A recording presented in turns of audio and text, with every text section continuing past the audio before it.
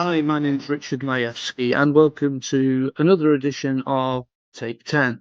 Take 10 is a service department, corporate housing, and global mobility podcast where we seek to offer insights based on informal chat and icebreaker questions to get to know the guests a little better, and followed by a summary of the guest's business so that you can examine potential collaboration. So, without further ado, let's meet today's guest. Hi, Richard. Hi, Richard. Hi. I actually don't know whether the viewers appreciate how fast I need to change my shirt between those things. It's quite impressive, isn't it? It is. Hi, Richard. Richard Poppleton, Poppleton's Recruitment. Over to you, Richard, for introduction. Yeah, my name is Richard Poppleton. I run a recruitment company called Poppleton's Recruitment based in Kensington. We're a hospitality agency that specialise in the service department sector, hospitality, and we also work in maritime for hospitality staff. I've been in recruitment for over 16 years. Service department industry for 25 years and hospitality for too long. Yeah, I know the feeling. Yeah, thanks for that, Richard. Thank you. Should we crack straight on with the icebreaker questions? In fact, mention of ice on a hot day like this, it's that's just what I need, to be honest. Don't know what I'll drink with it, but something like that. So are you ready for the icebreaker questions? Try me. Now I do know you as a music fan, so we'll kick off with this one. Being Idol or Billy Idol? I wonder how many people know Billy Idol, but anyway, being Idol or Billy Idol? I would say Billy Idol. Yeah, I prefer to be Idol occasionally, but I do prefer to go to a concert if I can. yeah. And you went recently, didn't you, as well, with the Saw Billy Idol last night. I've seen quite a few different concerts recently. yeah. Yeah, it made me feel young again, actually, just seeing the support band, New Model Soldier. It Indeed. was absolutely amazing. Yeah. But yeah, they've unfortunately they don't stay in that with their youth, do they? So it's They don't, but it was really on good form. yeah, no, it was good, it looked good. Yeah, looked really good. Slightly more sedate pastime. Walk in the park or cafe watch? Very difficult one. I would say cafe watch, although I do like to walk in the park at times. So yeah, I think that because I always feel sorry for Freddie when you say that one. Cafe because it means he's not getting taken for a walk. Freddie, by the way, a dog. What sort of dog is he? Fred is a French bulldog, and I think he prefers cafe watch, to be honest with you, because he gets fed. Yeah, it probably does actually. They have more on food and drink these days than Well, the human being. There's always something outside every cafe. You know, yeah, there's like a all the little. other customers feed him, so yeah, he's quite happy going into the cafe. I bet he is. I can imagine that. And French bulldogs don't take to the heat too well, so long walks are not I'm good. sure. I bet they don't actually. Yeah. Yeah. Now, this is something I'm intrigued about with your recruitment hat on. Climb the corporate ladder or further education. It's always a bit kind of controversial, but especially in relation to fees. But do you have any advice for people out there? I think it would be nice if you could afford both. But I have known many candidates that I've placed that have climbed the corporate ladder without going to university. I have noticed, though, that there are more candidates now in service departments and hospitality that have been to university. Now, why that should be, I won't say. I have known very many people in hospitality, such as chefs, that are just naturals and they don't have to go to university. They'll start from the bottom and work their way up very, very quickly. So I think Right. it's very much down to the individual.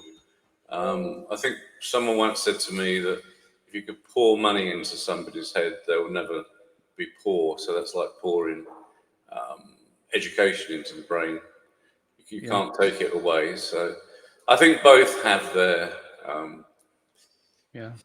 both have their Yeah, way. yeah, the benefits and what have you. Yeah, exactly. I mean, that is certainly. I mean, people do seem to get more educated to university standard these days than they did in our day. But even in But our then day, they don't you know what I mean? necessarily end up in the job that they want to end up in. So Yeah, yeah. But like you say, then if you've got that qualification, then no, then you can demonstrate yeah. a degree of competence. Degree, no pun intended. Um, um, Google or Chat GPT? What do you use most these days? Google or Chat GPT?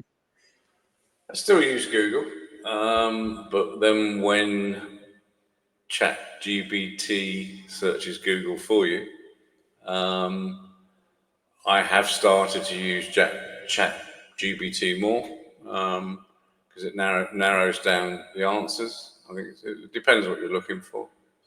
But yeah, That's, I would say that I'm using it more and more. yeah, kind of gives you concise. It's really concise, isn't it? So I do like it a lot. You know, and coming back in a way to the recruitment side, um, do you find is AI being used more in recruitment these days? Would you say to Um, assess the clients, to assess the like the clients people, to assess the candidates. candidates? AI is coming more into play. A lot of the job boards that we use do pre-select candidates for us. They give us yes, no, maybes. But I still look through every CV that comes through. Um, I don't. I think the problem with AI is it cannot tell you if somebody wants to change of career plan. It will choose what that person does and then put them into a box. Um, so yes, I think AI has uses within recruitment as does within other industries, but I think for us more on an administration side, I still think you've got to talk to people, you've got to interview people. Mm, It's not. I think really the other thing at the moment is beware of the CV that you receive because sometimes it's 10 times better than the candidate that you interview because AI has written the CV for them. right. So so it works both ways. That was So my CV, I think. Yeah. was that yours? Yeah, yeah, 10 Yeah. times better than the candidate, yeah. Um, excellent. No, that's interesting. Totally change of tempo. Singing or dancing? If I had my dancing shoes on, Richard, I'd stand up now. Um, Good, good. You don't have. I think I'll leave it there. Either, Richard, either. Yeah, yeah. Mm, So you're not going to dance or sing for us not then. today. Fair enough. Not today. Um, so no, I know your so hospitality and catering background or as well. Um, cleaning up as you cook or cleaning at the end? What do you do? Right, right. So I started off as a chef in five-star hotels. I'd say clean up as you go, but normally I would have given mine to the kitchen porter. But Ah, that's uh, when I had the luxury of such. But no, clean up as you go. yeah, right, yeah, and that You approach don't was agree? instilled in What me do when I you was do? working in a hamburger restaurant where they obviously don't have the kitchen porters, but where you got to keep your workstation No, clean, but really, haven't you? even as a chef, you must keep your station clean. So. Yeah, yeah. Strangest food ever eaten? Last question, actually. Strangest food. Um, in South Korea, I once had meat curry. I don't know actually what was in it, but it was meat inside. It was late at night, so I wasn't too bothered. I had raw squid also in South Korea, and I was once in the top of Finland, and I was served raw reindeer, which was different. Raw reindeer. Yeah. Wow. So interesting that, because I mean, so raw squid, it tastes significant because it always tastes raw to me. It's so rubbery. Is it significantly different than to It's like the baby squid. It was alive as well. You just swallow it quickly. Yeah. You're joking. It was No. oh, you didn't It was you still, it was spared us still, it that was one. still, yeah, it was still kicking. Oh wow. You're right. A little bit of Yeah, salt will that is go down quite strange. quickly. Yeah. Gosh. And the raw reindeer. So that's a bit like kind of tartar, I guess. Is it? Is that what they call it? It Tartar, like raw was, beef. it was quite warm actually, rather than. So I wouldn't like to say. No, Just say oh, I see. it tasted different. It's not what I was expecting at the time. Right, fair enough. Fair enough. But, Thank you for sparing us the details. Then in that case, yeah, that was very considerate. but Um, I was at a dinner I'm a party, so bit I squeamish. said it was lovely. So. Um, so yeah, no, thank you for that. So I certainly feel I know you better after that, and I'm sure the viewers love to hear more about Poppleton's recruitments, please, and then also the other side, your other hat with Castletown House. But yeah, over to you, Richard. Thank you for that. Yeah, so I've been in the hospitality recruitment arena for about 16 years, and service departments for 25 years. So Poppleton's recruitment specialises in hospitality vacancies, general managers, sales managers, chefs, etc. And then on the service department side, we tend to go more for sales managers, aspiring managers, that type of person. And recently we have just taken our maritime diploma, and we will be moving into the maritime arena for hospitality as well. Do you want me to talk about Castletown now? Yeah. Yeah, please. Yeah. Yeah. So many of you may know my son Mark. He attends many of the events. I have run Castletown Apartments with Mark for 25 years. So we've been in the industry quite a while. We've seen all the changes. When we started, there was no Booking.com or Airbnb. It was a different arena altogether, but it's grown. And yeah, and it's grown magnificently and continues to do so. Castletown Apartments is based in West Kensington, and 25 years, and we're still running well. Thank you. Fantastic. Thank you. Coming back to Poppleton's recruitment, what is the process actually for if somebody is finds himself suddenly without employment?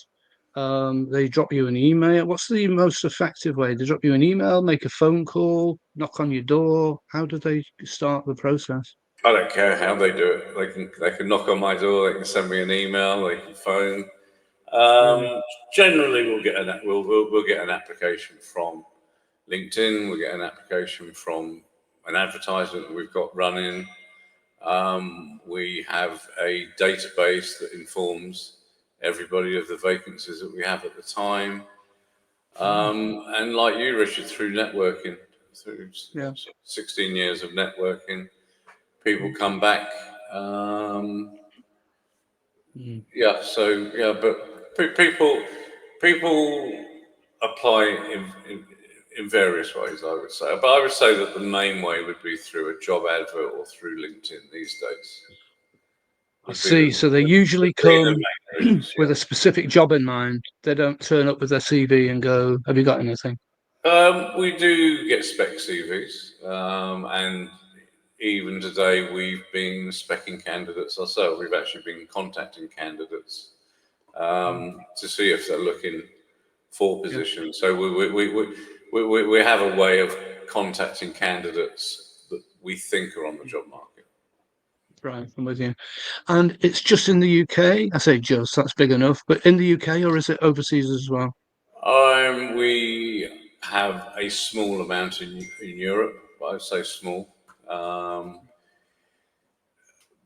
I have lady that works for me in Gothenburg in Sweden, and I have somebody in Poland as well. So we do recruit from Europe and into Europe.